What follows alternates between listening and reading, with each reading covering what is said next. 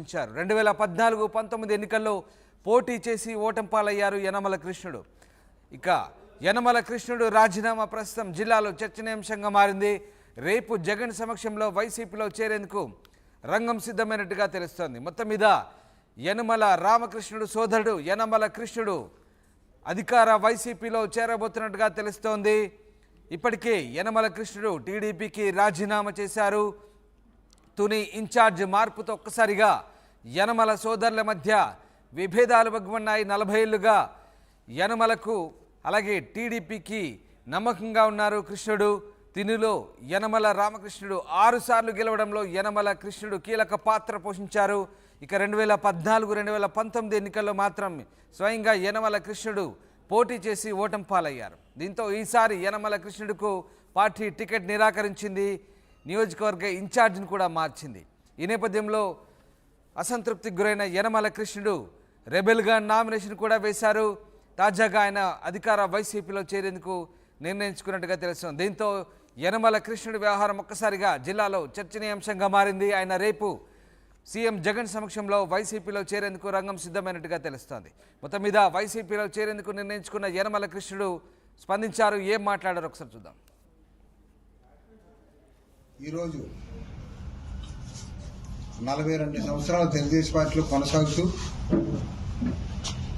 ఈరోజున తెలుగుదేశం పార్టీకి రాజీనామా చేయడం జరుగుతుంది. దీనికి అనేక కారణాలను మీ అందరూ తెలిసిన విషయం. ఎందువల్లంటే మరి గతంలో రాజకీయాల మీద ఆసక్తి మీద రాజకీయాల్లో రావడం, నాటి నుంచి నేటి వరకు ప్రజాసేవలో కొనసాగడం, ఈ రోజున కొన్ని కారణాల వల్ల నాకు వచ్చినటువంటి అవకాశం తీసుకోవడమే కాకుండా తెలుగుదేశం పార్టీ నేషనల్ అధ్యక్షుడు చంద్రబాబు నాయుడు గారి దగ్గరికి వెళ్ళి నాకు పదవి కల్పిస్తానని హామీ ఇప్పించడం, తర్వాత మమ్మల్ని దూరం పెట్టాలనే దురుద్దేశంతో వాళ్ళ యొక్క ప్రయత్నం కొనసాగడం, రాజకీయాల్లో ఎప్పుడు కూడా 42 సంవత్సరాలు సర్వీస్ చేసినప్పటికీ తాలూకా పదవులతోటే తృప్తి చెందాము తప్ప ఇప్పుడు జిల్లాలో ఉన్నటువంటి జిల్లా పరిషత్ కానీ, గ్రంథాలయం కానీ, సెంట్రల్ బ్యాంక్ కానీ ఇప్పుడు ఆశించలేదు.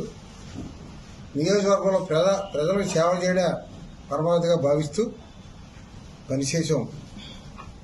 ఈ రోజున వేరే పార్టీలకు వెళ్ళడం బాధగా ఉన్నప్పటికీ ఇప్పుడున్నటువంటి మోసపూరితమైన రాజకీయాలకి వదలక తప్పలేదు. తప్పనిసరిగా రేపు రాష్ట్ర వైఎస్ఆర్ పార్టీ అధ్యక్షులు జగన్మోహన్ రెడ్డి గారి అధ్యక్షతన మరి దాడిశెట్టి రాజా గారు, మంత్రి గారు, సునీల్ గారు, అదేవిధంగా జిల్లా ఇన్ఛార్జి మిథున్ రెడ్డి గారు, వాళ్ళందరి యొక్క సమక్షంలో విజయవాడలో నేను, నాతో ఉన్నటువంటి నా అనుచరులు జాయిన్ అవ్వడం జరుగుద్ది.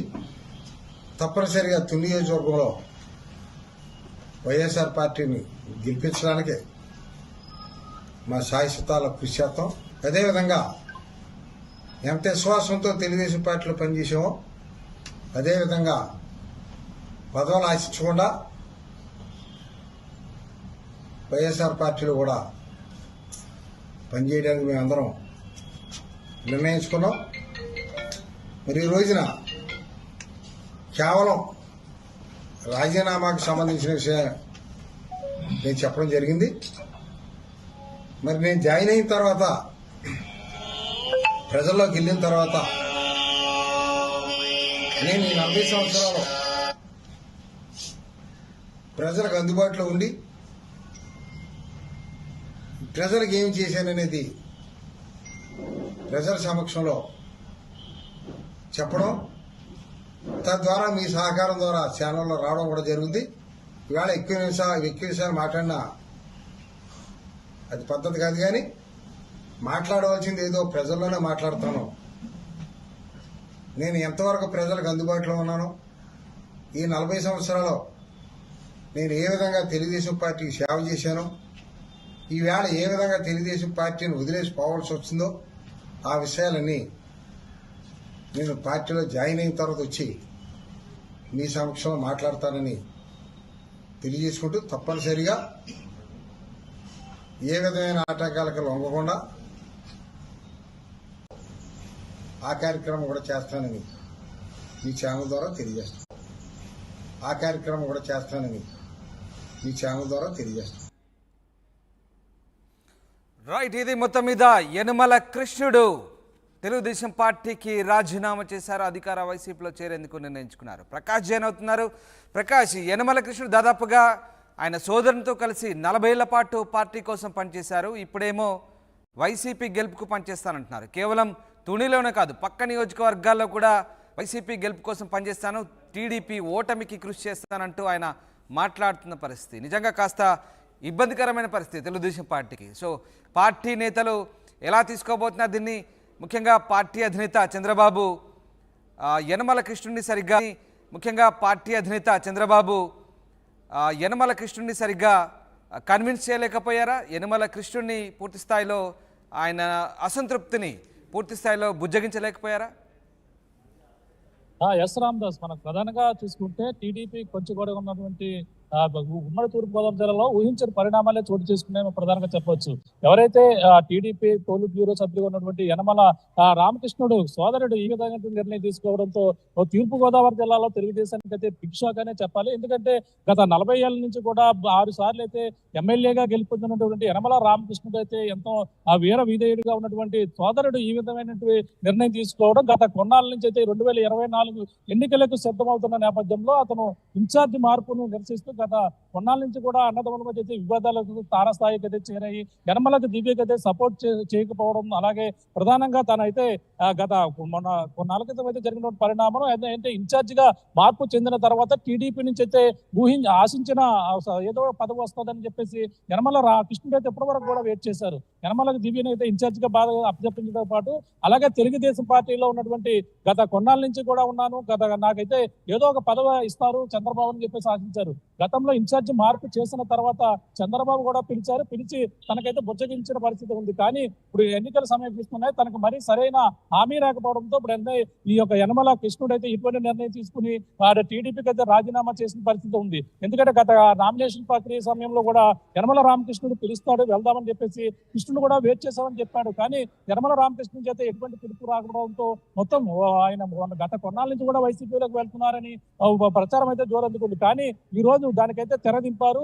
ఎట్టకేలకైతే టీడీపీకి గుడ్ బై చెప్పి వైసీపీలోకి రేపు చేరుతున్నట్టుగా అయితే కృష్ణుడు చెప్పడంతో మొత్తం తెలుగుదేశం పార్టీలో మొత్తం ఊహించని పరిణామమే చోటు చేసుకుందని చెప్పాలి. ఈ పరిణామం తుడిలో ప్రధానంగా చూసుకుంటే ఇప్పటికే అక్కడంతా కూడా హోరాహోరీ పోరు ఉంది.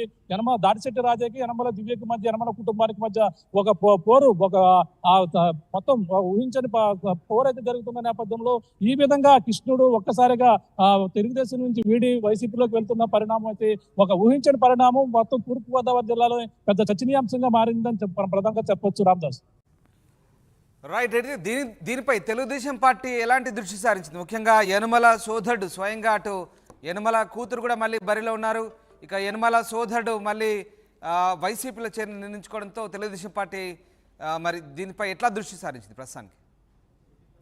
అంటే రెండు పర్యాయాలు అంటే 6 సార్లు అయితే ఎమ్మెల్యేగా యనమల రామకృష్ణుడు అయితే తునిలో అయితే గెలుపొందారు. తర్వాత అయితే తనైతే ప్రత్యక్ష రాజకీయాలకైతే దూరమైనటువంటి యనమల రామకృష్ణుడు తన సోదరుడిని యనమల కృష్ణుడిని అయితే బరిలో అప్పుడు ఉంచడం జరిగింది. ఆ 2 పర్యాయాలు అంటే 2014 ఎన్నికల్లోనూ ఓటమి పాలయ్యారు, అలాగే